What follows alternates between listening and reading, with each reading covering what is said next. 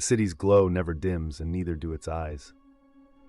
At first, insomnia was a badge of pride, a 3 a.m. coffee, a 4 a.m. deadline, a 5 a.m. jog.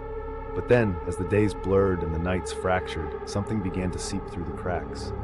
I watched from my window as neighbors' lights flickered on in unison, as if drawn by a collective unease.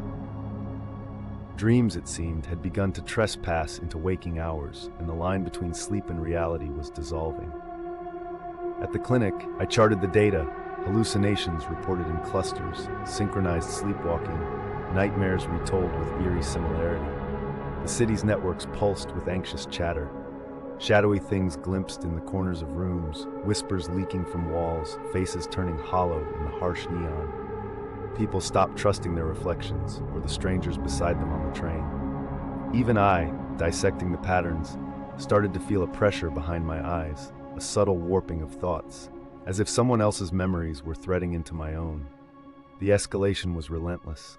City blocks emptied as residents barricaded themselves indoors, afraid of what the night might bring, or what they might become. Emergency broadcasts urged calm, but the footage told a different story. A procession of sleepless citizens, eyes wide and vacant, moving in silent procession through the avenues. I followed, compelled by a force I couldn't name, watching as familiar shops and landmarks blurred under the strain of unreality. The nightmares had grown bold, distorting architecture and time, unraveling the city's order one sleepless mind at a time. Now in the hush before dawn, the city feels like a single feverish organism. Its thoughts tangled, its fears flesh. I record my observations, uncertain if they belong to me or to dreams that have learned to right themselves.